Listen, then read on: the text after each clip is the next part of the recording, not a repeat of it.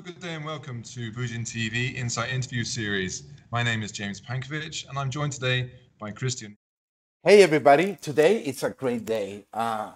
Today's guest, it's very different because he doesn't practice karate and he actually does Taegukkwon. And I must confess, before I met our guest, I had no idea what Taegukkwon was about. Actually, when I met him, I said it was Taekwondo and he was kind enough to correct me.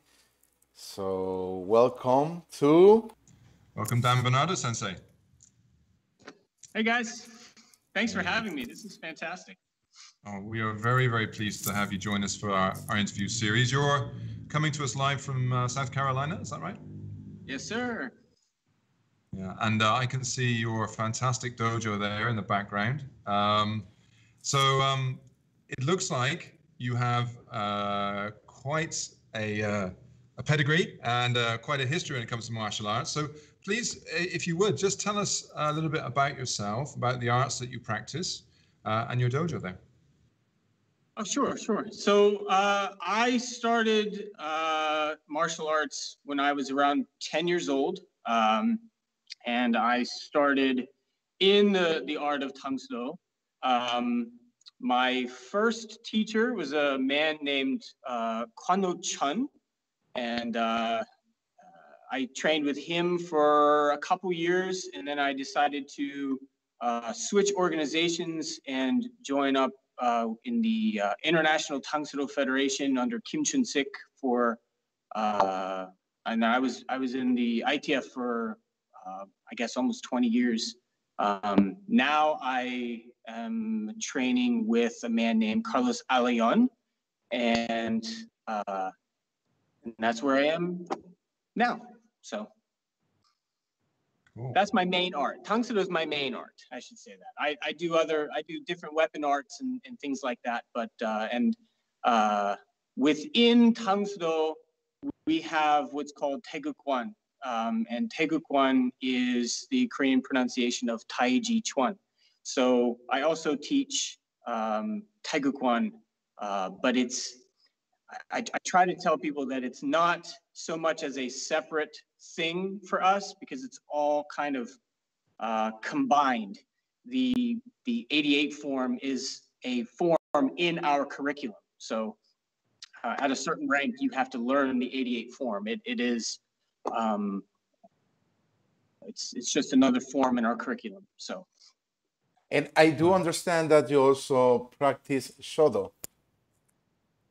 I do, yes. Yeah, I've been doing Shodo, or in Korean it's pronounced Soye. I've been practicing that for about as long as I've been practicing martial. So over 2 decades, I suppose. So. Yeah, I mean, I've really enjoyed the videos that you've uploaded onto Bujin TV, where you're showing your shodo or your calligraphy. It's a real expression of, well, in Japanese we'd say bunbu ryodo, right? The way of the pen and the sword together. Is it when you're doing your calligraphy? Do you find it sort of obviously it's creative and expressive? Do you find it sort of helps to sort of give you balance in some way? So I definitely subscribe to the, in Korean it's munmu, but it's the same bunbu, munmu, it's the same. I definitely subscribe to that. I believe that external is just a part of the puzzle, and being able to train the mind as well and have that outlet. I think is very, very important. It's very, very important for my practice. I wouldn't require a student to do it, but I tend to find that students want to learn. So I think it's great, that sort of balance. And one of the cool things about it too is it shows more of a universal idea of what is progress. This idea of, when you first learn karate, you learn, the block and punch, and you learn the individual moves, and then then you learn how to flow them together a little bit more, and then eventually it becomes just a part of you, and you can just write, or you can just, you know, do the martial and fight, or whatever needs to be done. And calligraphy is the same way. You start out learning the 8 basic strokes. You learn how to make a dot. You learn how to make a hook. You learn how to make, you know, a vertical line and a horizontal line. Like, you learn these individual things, and then eventually you learn how to flow them together. And you know, you learn it's all again, your breathing, your posture, the way you hold the brush. It's all the same. You know, I can't just, you know, throw a dot down. It doesn't work. You have to learn how to move the body, and the body moves the brush. It's all the same as martial, and I think that's really cool to see the similarities between Shodo and martial arts. So yeah. Yeah, there are so many. You know, obviously I'm here in Okinawa, and there are so many Okinawan teachers here who also pursue calligraphy, Shodo, Shuji, and you know, you talk about it, and it becomes very clear the parallels in the journey, sort of through learning and developing your martial skills, and also your Shodo or your calligraphy skills as well. It's a fascinating insight. Yeah, yeah. It's, you know, because when you learn martial, how often students want to speed up, right? They want to just go fast, and they want to do the technique as fast and as hard as they can. But then you can't actually transition from technique to technique. You don't get that feeling. You don't have the ability yet.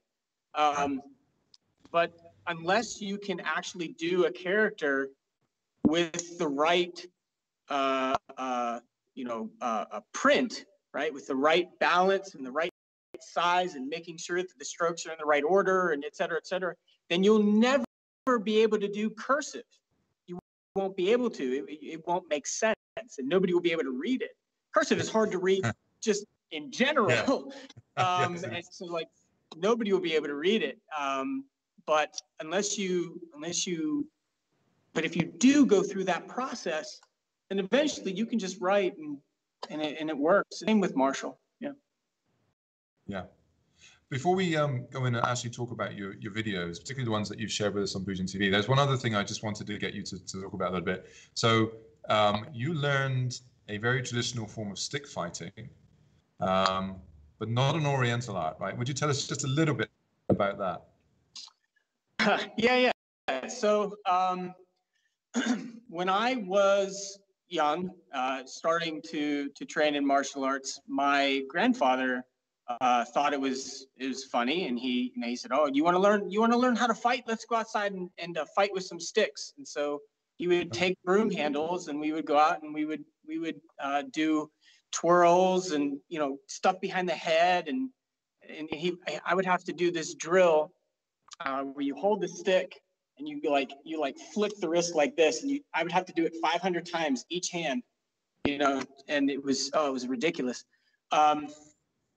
But come to find out, when I got older, and I started to realize that, there are Western martial arts, because, you know, when I was young, only Asians did martial arts, right? So when I was in college, I had somebody tell me, "You do know that martial arts stands for the arts. It's a Western word." And I went, "Oh." So then I started looking up historical European martial arts and stuff like that, and I came across Italian stick fighting. And looking at, you know, videos, I was like, wow, this is exactly what I did with my grandfather when I was young. And I was like, holy cow. So I've tried to, of course, he's no longer with us, so I tried to kind of formalize what he taught me in a form of curriculum. It's really basic and simple, but the history is, and my grandfather is from his family is from Abruzzo, so very, very mountainous farming, shepherding area. And during the unification of Italy, when the Briganti were coming south and trying to take over land, the farmers would have to fight back, and really all they had was a shepherd's staff, and so it would be used to fight against a rifle or dogs or whatever. And so it's really basic and simple, but it's unique. It's unique to other stick fighting arts because it's very circular, and you try not to stop the stick. So like the stick goes over your head and it keeps moving, and you kind of like change and switch gears behind your head, and it's really kind of cool. But it's unique, yeah. And that's a video I'd like to see on Bujin TV one day. Well, maybe I'll make that happen. Yeah. I think it would be fascinating. I'll do that. Yeah.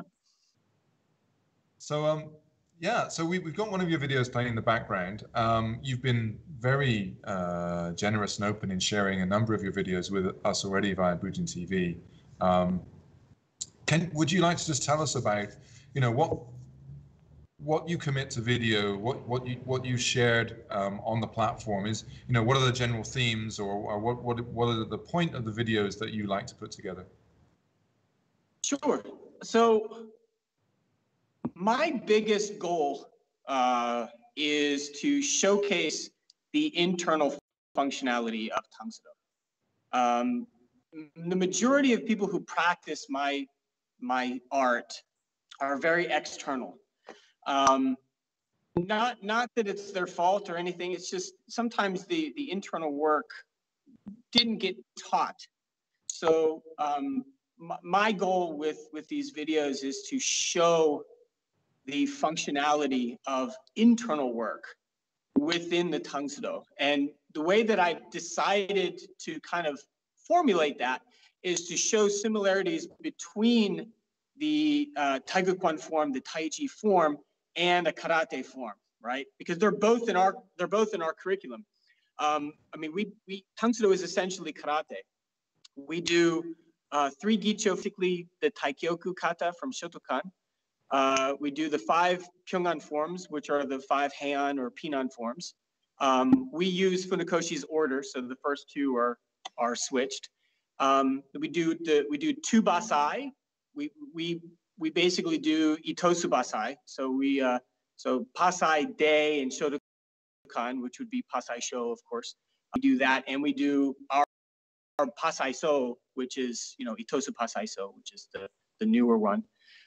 We do the 3 Naihanchi. We do Shipsu, which is Jitte, or 10 hands, right? We do Lohai, which it comes from Mabuni in our lineage. We do Kongsong-kun, which is Kushanku, so we do 2. We do Kongsong-kun So and Kongsong-kun De. We do Jion. We do Seishan, which is 13, Seisan. We do Eishipsa, which is Nijushio. We do Wunshu, which is Unsu. We do Shipal, which is Seipai. We do, what else? Well, there's more. We do, in our organization, we have a version of Samjun, which is Sanchin. So we basically do karate, but we also have, like I said earlier, we have Taegukkwon in our curriculum. So one of the biggest things that the founder of my system, his name was Hwang Gi, he incorporated or wanted these things incorporated. And these are the Shipsamsei. These are Taiji principles. And a lot of Dangsoodo people know what they kind of know what the Shipsamsei are, or at least they know the song of the Shipsamsei, which is an old Taiji Chuan poem, but they don't practice and utilize the Shipsamsei, or they were never taught to, or they don't know how. So my videos, the purpose of these videos are kind of to show you, listen, you can do these karate forms and you can utilize the Shipsamsei by utilizing Taegukkwon principles. And this is kind of a big thing for me, especially here in my dojang. So that's what I'm sharing. I hope that makes sense. See that? Yeah, that's fantastic. Yeah. I'm still amazed how similar Tangsoodo and karate are. And your curriculum, I might say, is more based on Shitoryu curriculum than a Shotokan curriculum by far. The curriculum is, and one of the big reasons is because Hwang-gi had a copy of Mabuni's book. Oh, okay. So he copied, like literally, this is interesting. Hwang-gi wrote a book in 1958, and he literally copied Mabuni's form list. Errors and all. Because Mabuni wrote one of the kata wrong, and Hwang-gi copied the naming of it. So yes, but the forms themselves, like up until like Jion.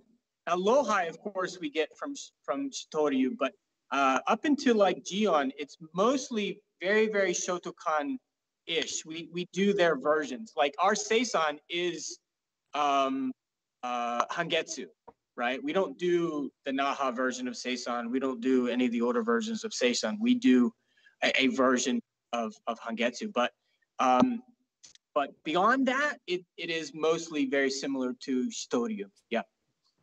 It is amazing. Interesting.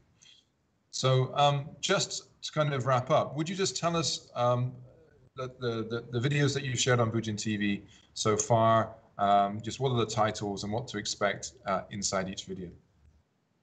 So I have a Shodo video that looks at the three distinct kinds or the three distinct styles of calligraphy.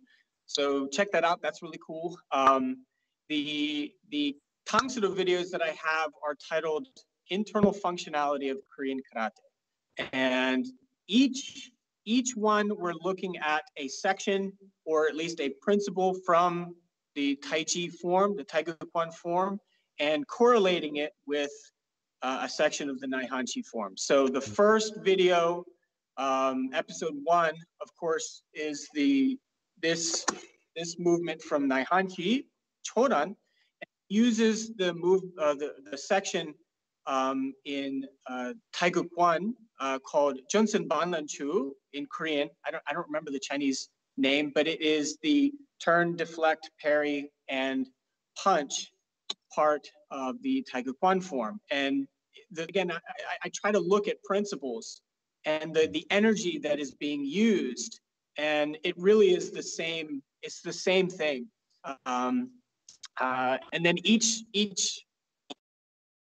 what do you call it? Iyo is the next part of Naihanchi. So then you go into in Taekwondo we have this movement that utilizes the first 4 energies in the Shipsamse, which is Peng, Li, Jae, and An, and that is this movement in Naihanchi, and it's the same thing. When you work on these forms, especially from a Tangsoodo standpoint, you want to have the idea of what energy is being used. Like it's a big part of our system, and that's my biggest thing. And when you look at something so simple as grasp the Sarah's tail, and you realize that, you're creating this split energy. You're creating this split energy. You're creating this rollback energy. You're creating this rollback energy. You're creating this press energy. You're creating this press energy. You're creating this push energy. You're creating this. It's the same thing. You can, and I definitely include drills and push hand drills and partner drills and applications just so that you can see exactly what I mean. Where is the energy? How can this be used? And you can kind of see, what's happening there. He's utilizing this rollback energy and press, and he's pushing. He's receiving my punch, and pushing me away with that energy. And it's. I think it's really cool. I hope other people think it's really cool. I don't know. I think it's very cool. So we definitely do. Fantastic. So today has been an amazing insight into your teaching, your skills, and what you're sharing with us on Bujin TV. Thank you so much for joining us today. I highly recommend your content to all of our subscribers. I'm looking forward to future editions. Like I say, if you can put that Italian stick fighting video together, that would be amazing. That would be awesome. Now, Chris, you speak Italian, so now this is fun. So my grandfather, again, didn't speak very good Italian, but he would use the term contropasso, and he would always say that it meant meet and pass. So I think he meant like contropasso, like to meet and to pass. Does that make sense? Incontro means encounter. Yeah. Incontro passo. So incontro is encounter, and passo means pass. So an encounter and then pass. Does it make sense to you? Yes, because a lot of the stick work is you meet and then you let it go so that you can use their energy into the next strike. So, yeah. Incontro passo, sì. It makes fa senso. Prego. Don't make me mix the languages, please. That sounds just like our Bojutsu here as well. That's amazing. Yeah. Okay, right. bonus question. Great. No, bonus Thank question. So bonus question. Bonus question. Yes. So can you please call your friend Chuck Norris and bring him to the platform so we can do. Since you're colleagues, you just may pick the Dangsoodo yellow pages and look for Chuck. No. I wish I could. If I could do that, I would. Oh, that would be great. I'm sure the word will get around. Okay, Dan, Chris, thank you so much. And yeah, we'll see you again on the next Insight interview. Awesome. Thank you so much, guys. Thanks, Thank you for sharing your knowledge. It's been very interesting interview, Dan. Thank you. Awesome. Thank you.